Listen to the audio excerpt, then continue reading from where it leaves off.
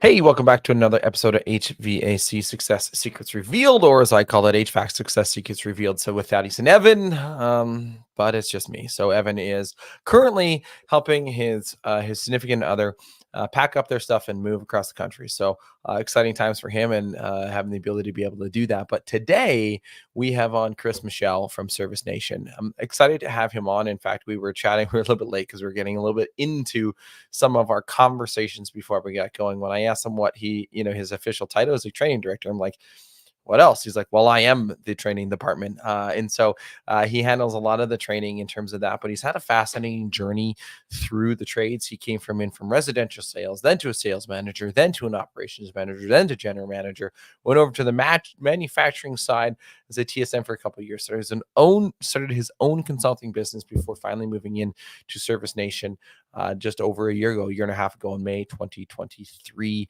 He's also he's done stand-up comedy in the past, so let's try not to put him on the spot with any jokes that we have. But when I was chatting with him before, I think one topic that I really want to get into, we're coming up to an election cycle in the U.S. Going to be a big thing in consumer sentiment, and how does it play into this, along with the big R word that people keep throwing around and saying there's no recession, but there is a recession and we don't actually know, and diving into the consumer sentiment about that to be able to unpack some of that. Is going to be a fun episode. Looking forward to it. But of course, today's podcast would not be possible without our sponsors. We have, in no particular order, On Purpose Media, Elite Call, Chirp, and Service World Expo. But let's start off with Service World Expo because they're part of Service Nation Alliance, and you want to join us for the most magical contractor experience at the Service World Expo in Orlando, Florida from October 15th to 17th. So you can enjoy keynotes, breakout sessions, 4-hour workshops, social mixers, an exhibit hall with industry-leading products and podcasts like ours. We'll be there podcasting on their podcast stage. You want to network with other residential contractors and hear from some amazing keynotes, all designed to help contractors like you elevate your business. Register now and use promo code SECRETS100 for $100 off. Visit Service World Expo to register today, and we'll see you there. Transform your home service business with Chirp, the ultimate automation toolbox. Capture more leads, connect instantly, and skyrocket your sales. Chirp integrates seamlessly with platforms like Service Titan, House Call Pro, offering automated text messages, emails, ringless voicemails. You can boost your Google reviews and your customer loyalty with their proven rehash program. Schedule your demo today and get an exclusive 25% off your first 3 months. Visit chirp.com/HSSR to start boosting your revenue today. And if you've ever thought about, okay, well, I've got these text messages and ringless voicemails down, how about calling my database to fill my dispatch boards, especially as we're coming into shoulder season? Well, you can also boost your memberships with Elite Call, a US-based call center that does just that. For over 20 years, their dedicated teams don't just make calls, they directly integrate appointments into your CRM and fill your dispatch boards. Don't let your competition get ahead. Let Elite Call connect with your customers first. Visit EliteCall.net to learn more. And last but certainly not least is On Purpose Media, and you can enhance your online presence with the go-to home service marketing expert for everything web design, SEO, and PPC. Well, guess what? We build stunning user-friendly websites that built to convert. We also give you enhanced visibility on Google with effective pay-per-click ad spends or ads, minimizing wasted ad spend. So let's turn your online presence to a lead-generating powerhouse. Visit onpurposemedia.ca today to start your transformation in the digital world. 5, 4, 3, 2, 1. Welcome to HVAC Success Secrets Revealed, a show where we interview industry leaders and disruptors, revealing the success secrets to create and unleash the ultimate HVAC business. Now your hosts, Thaddeus and Evan. Hoo-wee, I did it right because you are sitting here and I had no fuck ups. So that's a mouthful to say. That is a mouthful to say by yourself. It's definitely easier when you have somebody else on the podcast. But thank you, Chris, for taking the time out to chat with us. Absolutely. Thank you for having me, Thaddeus. This is really cool to be here. Appreciate it. Appreciate it, and appreciate your team at Service Nation for help lining it up. I believe Jasmine, big shout out to her for getting her done and getting across the goal line. So, well, let's start off. I already read the little bit of the journey. The residential sales manager, operations manager, general manager, but et cetera. But one thing that is not in there is how you got started into the actual industry itself. So let's start there. Yeah, actually, I was working in the food processing industry, and a buddy of mine, I was traveling all the time, and a buddy of mine was like, "Hey, do you want to stay home?" And I had younger kids at the time, so I was like, "Well, sure, I'd love to do that." And he said, "Well, we probably have an opening in our sales department." So I went and interviewed and started right after Easter in 2004, and that was, as they say, the beginning of the end, and where I got involved and started getting hooked and just couldn't get out, right? And I think too often some of us, we go, "Oh, I'm just going to do this for so many years and then I'm going to get out." And so here we are 20 years later, and I'm still enjoying it. I've gone through so many different phases, as you said. I've been on the sales side and management side, and one of the things that I got to do over and over and over again was I got to train people, and I got to see them to be successful and see them really give those aha moments. And I just kept moving closer and closer towards doing that. And so now here I am, and I get to work with contractors on a regular basis and help them have those aha moments and see them be successful on a consistent basis. Well, and that's, you think about that when you come from sales to manager and doing those things, is having those aha moments and seeing people succeed. But oftentimes, I think a lot of people have that tough transition from going in the field, doing the work, into management. Oh Very yeah. tough transition for a lot of people to do. What was that experience like? And if you're talking to somebody that might be going through that, and or an owner who is promoting somebody from the field into management, what are some of the things that you're going to want them to look out for? Boy, that's a great question, because a lot of times we think that if you're successful in the field or you're successful as a CSR, then maybe your next level is to supervise or to manage. And what we don't realize sometimes is they're not built for that, and they don't have the temperament for that, or they don't have the skills for that. And some people don't want to do anything more than be the best at what they do. And that's okay. There's nothing wrong with that. But as owners, sometimes we get disillusioned and we think, "Oh, I've got to make this work. I've got to give this person a promotion." Well, you're creating a scenario that may not be best for a lot of people, not the least of which is when I became a manager, I had to move locations, because being a manager in the current location meant now I'm going to be the manager over the people that I was just peers with, right? And so they know the down and dirty secrets. We used to have the conversations in the parking lots, right? The meetings after the meetings. And so I think a lot of times we forget, as owners or managers, we forget that it's a difficult transition to make from technician or CSR or customer service rep to a supervisory or even a managerial position.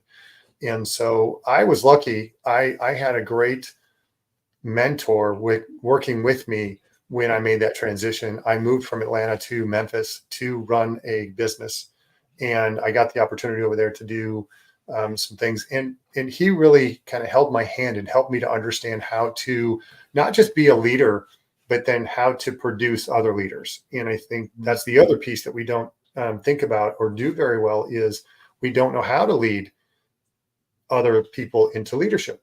And we don't know how to bring them from where they are to developing them in their soft skills and their managerial or leadership skills. And so there's a lot of things that go into that we can very easily skip over just because we go, "Oh, I've got a need. I just need to put somebody in this position." Right. And we forget all the soft skills. Well, and you like, oftentimes the best performing person in the field or the CSR or any type of role isn't always the best candidate for management or for leadership. Right. Just because they're good at what they do doesn't mean that they can lead people. And I think that's a big misnomer. It's like, "Oh, you're the best, I'm going to put you in there." Well, no, that's actually not actually factually correct. So one thing that, produce other leaders, and I think there's different nuances and pivot points in business where, you're 0 to 2, 0 to 3 million in HVAC. Well, it's not so much about developing leaders, it's just developing the systems, developing features. Now, when you want to pivot and go from 3 to 5 to 6, now it's okay. How do we produce and develop leaders in the business to be able to lead with that initiative? And then, of course, when you get past that, now those leaders developing leaders, and it's, it just becomes a cyclical thing. So Right. I always like to put on the hat of I'm a business owner. $2-3 million, 1 million, whatever the number is. Now I need to actually produce leaders, Right. but I Right. don't know how to even begin or Right. what to even do or what even to look Right. at. Right. Like that's Yeah. there. I think there's a starting point right there. And so when you look at that part Yeah. of a business journey and that aspect of things, what's something that you would tell a business owner who is in that particular seat? So again, this is where it gets challenging because um, some of the business owners have never been taught leadership skills. Mhm. They turned a wrench for so many years, and they naturally became the leader because what they got tired of running the truck by themselves, and so they added one more person and one more person, and they were friends, and yeah, they're kind of leading them, but they're not really leading them. And so, how do you develop, right? How do you do the things that need to be done so that you can be a better leader? Well, one of the things that I've learned and I continue to learn is you have to improve yourself. You and I talked about this, but I just became Maxwell Leadership Certified. Mhm. And it's a very interesting process because you're learning a lot about leadership. And one of the things that John Maxwell talks and he kind of preaches on it a lot is there's the of the 21 irrefutable laws of leadership. The first law of leadership is the law of the lid. And if we don't raise our lid, how in the world can we help other people to lead, right? So if I'm on a scale of 1 to 10, if I'm only a 5, I can't lead anybody more than a 4, right? Or a Mhm. 3 or a 2 or a 1. I I will not be able to sustainably lead a 7 or an 8, and they probably won't be attracted to me as a 5. If I'm a 7 or an 8, okay, now I can lead a 6 or a 5 or a 4, right? I can lift up the people that are leading below me because of the things that I do. It may come to pass that maybe I'm teaching somebody that has now I'm a 7 and I bring them up to a 7 and now I can't do any more with them, and so I have to pass them on to somebody else, right? So somebody they continue to grow and so they surpass me, and so now they get to be better, do better, and a lot of that comes down to training. It comes down to number one, self-reflection and being able to observe and learn, and mentors and people around us that are obviously above us or ahead of us in this journey. And as we learn from them, we get to grow in our abilities to lead and to lead others. Mm. And that law, the raising your lid, the law of the lid is such an impactful thing. It's actually funny. I had our Q3 state of the company address for clients and for our team, and I was like Q3 in September. Well, it's just we run it on the EOS calendar, and the EOS calendar isn't necessarily always an EOS Entrepreneurs Operating System for Yep. those that know for our marketing company. Um, and it was like the quote that said, "If you ain't growing, you're dying." Yeah. Because really, I mean, what got you here won't get you there, and there's no such thing as the perfect employee or the perfect team member for 2 years. Yeah. There's the perfect person for right now. But in order to be able to become that person, perfect. And by the way, you can insert this into your relationship, your personal life, your friends, Yeah. whatever. There's no such thing as a perfect person for 2 years, for 12 months from now, for 2 years from now, for 3 years from now. Yeah, Yeah. perfect person has to grow and change with the times. And if you're not growing and changing and adapting and learning and evolving, well, you're never going to get Yeah. past that. Right now, enter in, Yep. obviously, I'll do a shameless plug for you. Service Nation probably has a bunch of has leadership training to be able to help people on that. But We have a few you know, classes. Yeah. yeah, you got a few classes, right? And look, there's tons of resources out there. I mean, shit, go get an Audible Absolutely. membership and listen to books, right? Absolutely. Like, Yeah. and that's the thing. That's a start. Up leveling yourself. People are like, well, I don't read. Like, I'm not Yeah. a big reader, but I listen to books. I consume books. I consume short articles, and so that's the Yeah. easiest way. But then be amenable to that change. So, um, Yep. no, fascinating stuff. And so one of the things coming up too is you look at, okay, well, how do I raise my lid? How do I pivot? How do I adapt? How Mhm. do I become, improving myself? And naturally, by the way, before I get into the next question, when somebody does that too, when you are looking at raising your own lid, you're going to make mistakes in leadership. You're going to make mistakes in Absolutely. management. You're going to make mistakes with people, and that's okay as long as you learn from the mistakes and try not to repeat them. So, when you talk about pivoting and raising the lid and in understanding nuances and people and obviously how to lead people, we're coming up to, I mean, controversial time for some, pretty much for all. Let's be real, it's an election year, right? And Yeah. coming up into the fall election, and when it hits its head, in a couple months, it's going to be a wild time for Yeah. a lot of people. I'm not going to get into the divisive nature of US politics because we're in Canada and we're just as divisive. So, but when you, but and look, there's no, I'm not here to debate the right or wrong on the sides of it. No. I mean, there's going to be people that are going to be, consumer sentiment is off. You're looking at increased ad spends for marketing because the election is coming on there.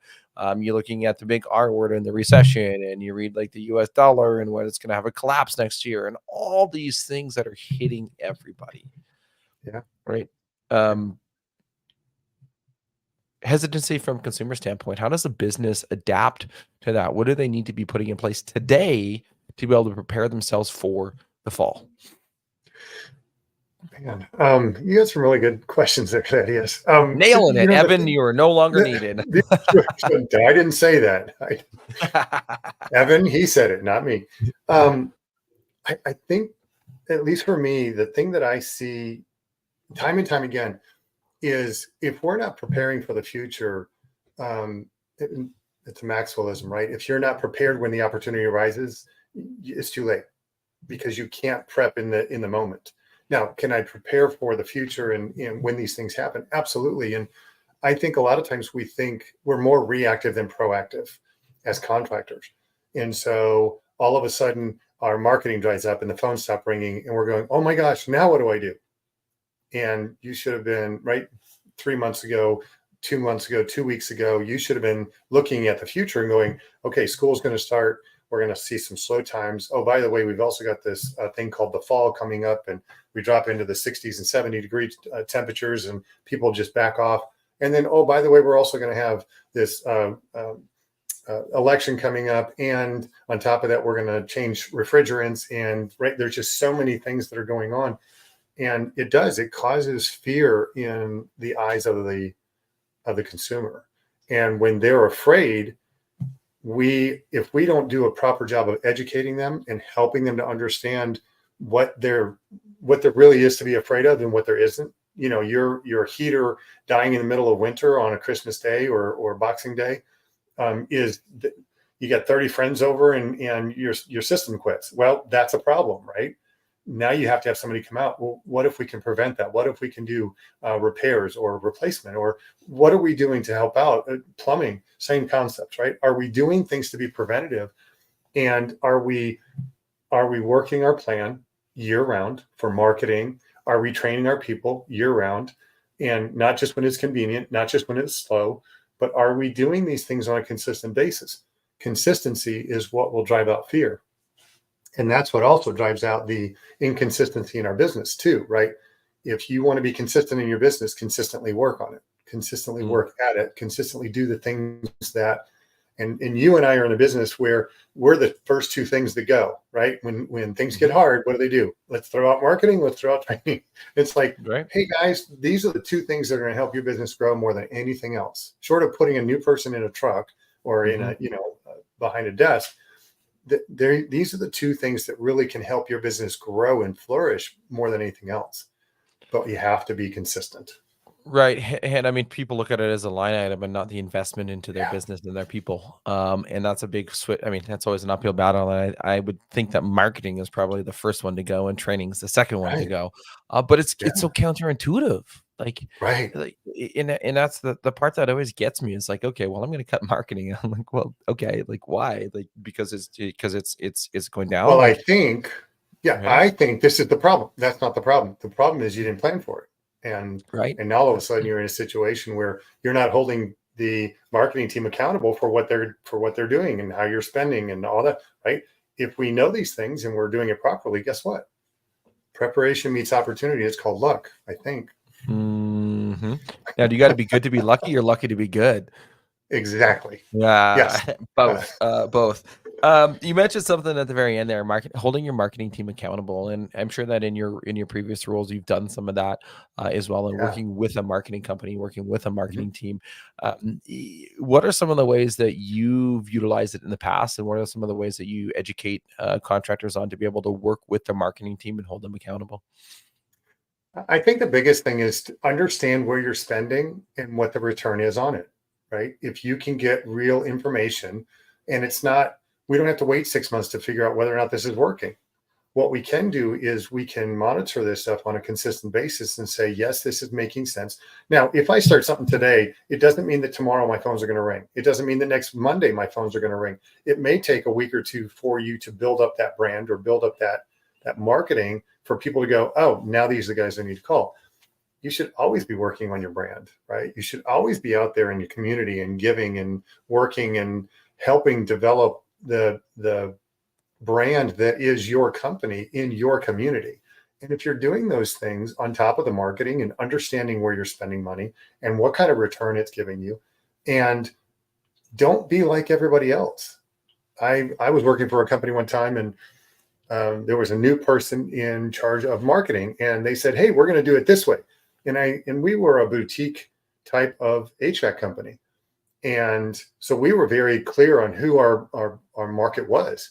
And it wasn't like everybody else. And there was one company in town, two companies in town that were just all over the map. And they were throwing money everywhere. And they were just spend on just, we'll do it for $99.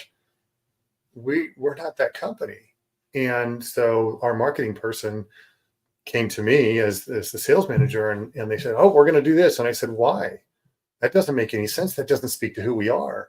And so if we don't understand who we are, we don't understand our culture, we don't understand our why, we don't understand who we are as a business, and we go out and we spend money like everybody else is spending money, you're probably shooting yourself in the foot. So that's where I talk about accountability and understanding, what does that mean and what does that look like? And does it speak to who you are? Are you attracting the clients that you want, not necessarily that you need? Because the ones you think you need aren't the ones that are going to be good for you and your business. Well, and that's such a key point, because like marketing companies are like, we are one. We are not in your business daily on a day by day basis.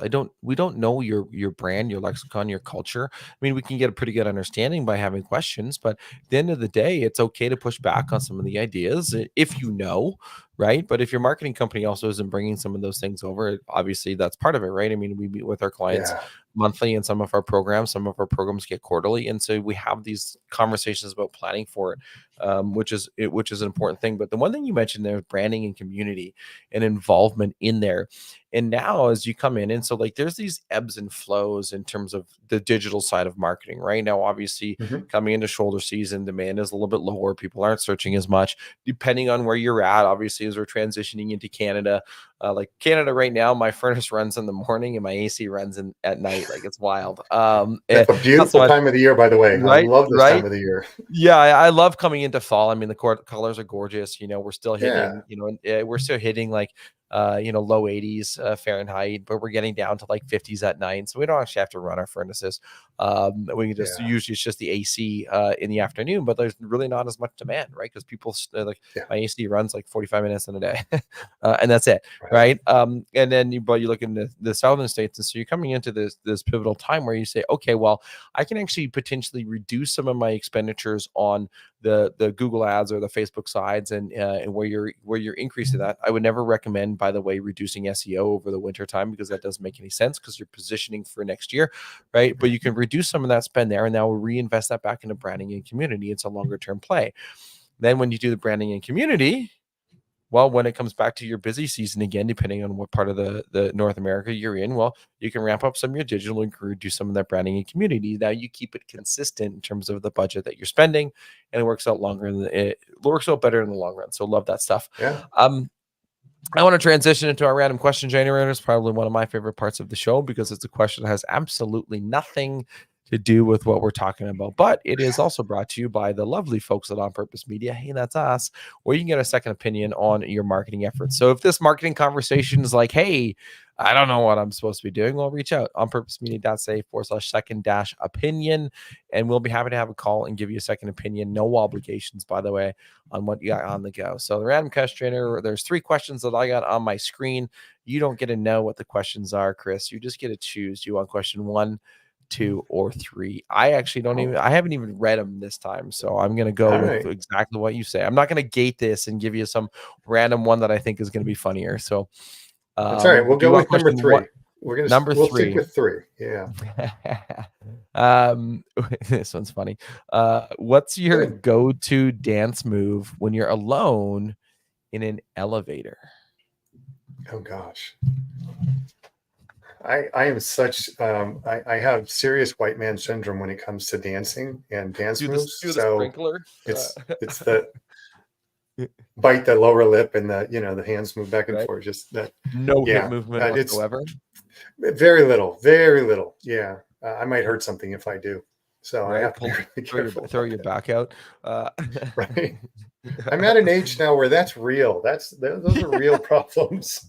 It's funny. I was talking with my neighbor, and I was kind of like walking around with my head on a little kink. She's like, "What's wrong with you?" I'm like, "I don't know. I woke up and I get this kink in my neck." She's like, "It's I okay, woke Dad." up. Or no, it was, it was, and she's like, "Hey, are you walking a little funny?" I'm like, "Well, I did 20 squats the other day. My legs are." I'm like, 20 squats, and my legs are sore. She's like, "Dad, it's okay. I sneezed and threw my back out."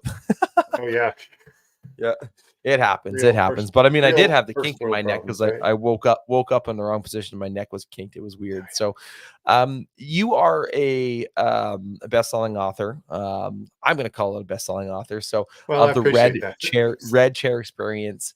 And I was looking at some of the things, daily inspiration for success in life and business. And I know that you said some people don't like to talk about the topic about the book, but I think it's a relevant and important topic to talk about on the book, the red chair experience. Um, Tell us about the book. Well, yeah, Uh, in my heart, it is a bestseller. Let's just go with that. So we'll mhm, leave it at that. But it came about as a result of in 2019, my brother died by suicide, and 6 months later, we hit the pandemic. And a buddy of mine sent me a meme and said, if during this time you're not working on your side hustle, doing something to improve yourself, it's not that you didn't have the time, but you're wasting time. You've wasted it. And that really hit home for me. And when you have somebody that is close to you and dies, that it kind of sets your mind in this really interesting spot where you start to question a lot of things, and you start to go, what am I doing this for? And why am I doing that? And what's am I doing the things that I really love to do? And I always thought that I wanted to write a book. I just didn't know about what. And I was reading these daily inspirations. And I thought, you know what, that's what it is. And so I just started writing and learned that it was therapeutic and cathartic for me to do such, mm, to help me to work through the grief that I was encountering between my brother. And then as I was writing the book, my dad died, and I got COVID pneumonia, and all these things. And then my grandson was born, and there's some positive things that came, but there was a lot of transition, a lot of life events that came about. And the red chair is actually the book on the cover, or the chair on the cover of the book is my red chair. It's a red leather recliner that sits in mm, my ensuite, and it's where I go to sit and meditate and feel feelings and pray or read or just do that personal time in the morning when I like to just sit and contemplate what's going on and what do I need to do for the day or the week or the month. And mm, that's where that came from. And that's because he was one of the previous owners, my brother was. So, but yeah, and obviously we're having this conversation in September, and September is Suicide Prevention Awareness Month. And so it's very interesting, very timely. And I think a lot of times especially as men, we don't think that we want to talk about that stuff. But when we realize that there are other people just like us, there are other people that have had these thoughts or these conversations, or maybe they're feeling less than. Um, Talk to your friends, talk to your neighbors, talk to somebody that you can relate to, because you'll find out that you're not that different, and we all have similar struggles, and it's okay. And that we were talking earlier about how man, there's this fine line between genius, right? These comedic geniuses, and depression, and what does that look like? And it's really interesting when you start to look at some of these people like Robin Williams, or um, Chris Farley, or John Belushi, or right. You start to look at some of these comedic greats, and you go, man, what happened? Where were they at? And what was going on? And you start to realize what that fine line really is. And um, my daughter asked me a really interesting question, and I say it's interesting. It was really actually it was heartbreaking that she would even feel the need to ask me this. But at 19, when my brother died, she was 19 years old, and she said, "Dad, do you think you could do that?" And I was heartbroken when she asked me that. And I had to pause for a second, and I didn't want to lie to her, but I wanted to be honest and real. And I said, well, I think we're all capable of it if we don't talk, if we Mm. don't have the conversations, and we don't talk about the things that are going on and bothering us. I'm not saying that's the end all be all, but that's certainly one thing that can help us move forward in getting the help that we need. Well, and certainly, I mean, especially in 2024, and I think the last, 4 years, 5 years of navigating that COVID world where people just weren't okay, and there was a Yeah. lot of mental anguish that folks were facing. You need to talk about it. And actually, you sparked a memory for me in one of the conversations I had. I mean, I don't remember my age. I mean, 10, 11, 12, somewhere around there. We had a cousin that had committed suicide as well. Mm, And I didn't know him, very distant. And I remember my dad sitting down and like we grew up in a gun household, and so we had firearms, and it was, yeah. I mean, mind a long rifle, not handgun, and so it's still possible. I remember having that conversation, like, yeah, we have access to that. He's like, there just to let you know, is there's nothing so bad in life that you need to resort to that. If there is anything, you need to reach out, you need to have a conversation, you need to ask for help, because at the end of the day, if you ask for help on something, nobody's ever going to get mad at you for asking for help. Yeah. And like, I remember now, I mean, it's coming vivid. I mean, smart man, but I mean, the really essence of that is that it's okay to not be okay.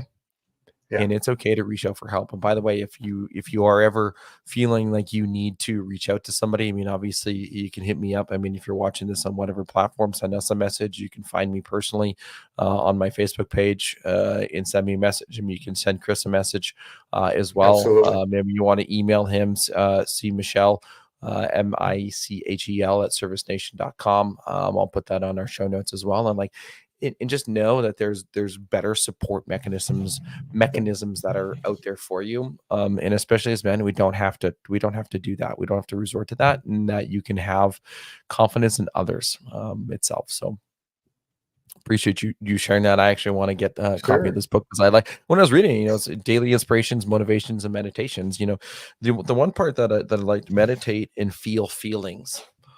Mm, The EOS world, we talk about clarity breaks. And how do we have this decompression to be able to think through our thoughts? If somebody has never heard this concept before of just sitting there and meditating and feeling feelings, and not necessarily meditating, it's like, okay, breathe in 4 seconds through your nose, hold it for 4 seconds, out 8 seconds through your mouth. Like, you don't need to necessarily do that to have a meditation, to be able to feel things, to just let your body be.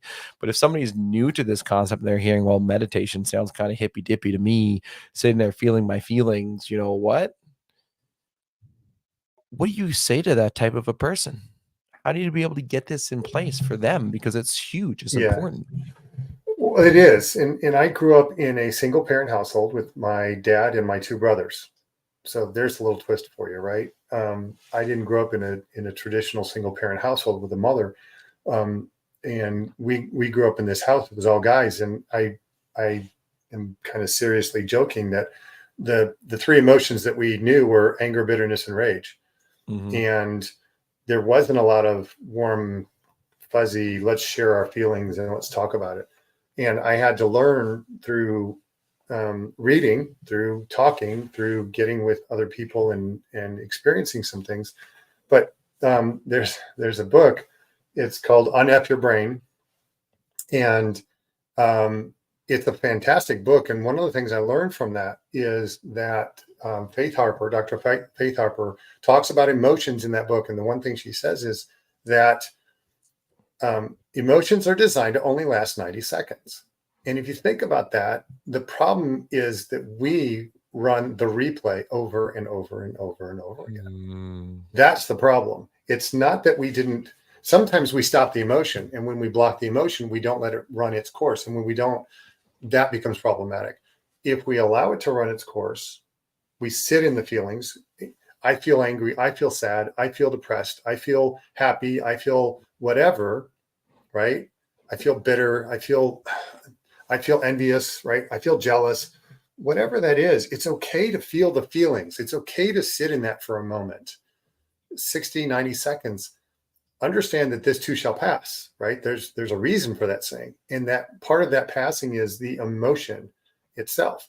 When you do that, you come into this moment of clarity. You come into this, okay, now I can see, right? But you hear about people who get so angry their eyes turn black, right? Or they see red. They see red or black. And because they've built it up so much and they don't know how to release it. And the only way they know how to release it is through anger, bitterness, or rage, right? And they rage out on people. And it's difficult to do that if, to your point, if you've never done that before, you have to learn to be able to just, all right, what is that? What's that wave? What's going on, right? I share it like this. When you take a shower and the water hits your head, right? And for me, that's it. It hits my head and then it's gone. But I got massage into my hair. Right. But when the water hits your head, right, there's an opportunity for it to flow down your body. Imagine if you put a couple of buckets here and you held the water that hit your head and now is going into the buckets. Imagine what that's doing to you. Emotionally, that's what we do when we shut off our feelings, right? And it becomes this burden and we don't understand, why is this so heavy and why do I feel this way? And right. And we don't work through that. We don't allow the water to continue to flow. If we allow the water to continue to flow, AKA the emotions, it's amazing that you don't have that weight on your shoulders. You won't have that deep aching feeling of resentment or bitterness or rage. And you can actually work through these emotions. I wish you could tell my toddler that emotions only last for 90 seconds. But no, you are right. Like, and again, you got to process, you got to let it go. And this is why I like the part about, the whole clarity aspect of just sitting there and thinking and letting it go through and letting it happen. Because when you can do that, now again, on the other side of your emotions is your clarity break, right? And that's where you can get really diving into that. So thank you for sharing that piece. As we start to wrap up kind of on our time limit, obviously we haven't even really talked much about Service Nation and what it can do. And I appreciate the non-plugging nature of it, because again, it's leading with value. So of course, Chris is with Service Nation, servicenation.com. So walk us through a little bit about what you have on the go with Service Nation and why somebody should look at seriously joining the organization. Gosh, we are a best practices group for the trades, and we help contractors live better lives. We help you to realize the freedom that is waiting on the other side of whatever it is that's holding you back. And so we have different things that can help you to do that. We can help you with relationships, building relationships with other contractors who either are in the same shoes that you're in or have been in the same shoes that you've been in, and they can help you through those things. We have coaching, we have training. We've got, you guys can't see the detail here, but there's over 100 classes that we're doing next year. This is 2025. And we've got over 100 classes that we're going to be sharing with people. And they're based on our pillars that we found over the last 20 plus years are really the core for what contractors do for being successful, right? And it's in marketing, it's in sales, it's in leadership, it's in operations, it's in HR, it's all these little things. And it's not that we've got a corner in the market. There's other best practices groups out there, but there's none that I've seen like us. And we help with the relationships. We help with mentorships. We've got mentoring groups that we kind of help you out with. But it all comes back to you. Are you, and this is another Maxwellism, are you willing to get the help that you need? Because you're only going to change when you want to, when it hurts so bad that you need to, when you learned enough that you're like, okay, I can do this, or you're inspired to. And so if you're willing to make a change, if you're frustrated with, hey, I don't want to be $1 million company anymore. I want to be a 2 or a 3 or a 5, or I'm tired of not making any money, even though we're a $3 million company. Okay, well, we've got some things that can help you. And we've got partners that we work with marketing and right, all of these things that can help you to get better at what you do. Again, we don't have all the answers, but we've got a lot of really good people who know all the answers. And that's the part about the best practice. And I'm glad you mentioned the part about, the Maxwellisms is that you got to reach out and you got to seek the help. I mean, oftentimes best practice groups can get a bad rap. It's like, well, they didn't help me. It's like, okay, well, did you put in the work? Right. No, well then, fuck. No matter what best practice group you joined, you're never going to get the success from it because you didn't put in the work. And so I love that aspect of adding that in there. So hey, look, Evan's actually watching right now. Can't wait for Service World Expo. So apparently Hi, Evan. taking a break. Hi, Evan. So Evan, in case you're watching, Chris said earlier that I'm doing a way better job than you ever would. So we I did not say that, Evan. He did not say that. He did not say that. I said we don't need Evan, and he said I never said that. I never said that. So I like to have a lot of that fun discussion. I would like to have a lot of fun with what we do, if you can't tell. So as we wrap up, of course, if you want to get in touch with Chris, I already mentioned his email earlier, cmichel@servicenation.com. Of course, we have the Service World Expo.com. Use this code, by the way, Secrets100 to get $100 off. Servicenation.com is their website. Of course, you want to hit them up on LinkedIn. It's linkedin.com/IN/Coach Chris 84. But Chris, I just don't end it there. I've got one final question here for you. What is one question that you wished people would ask you more, but don't? Gosh. I think that it really comes back to our willingness to get help. And I think when people realize that there are people out there, and it's not just me, I don't think I hear this enough from people, is, hey, how can I support you?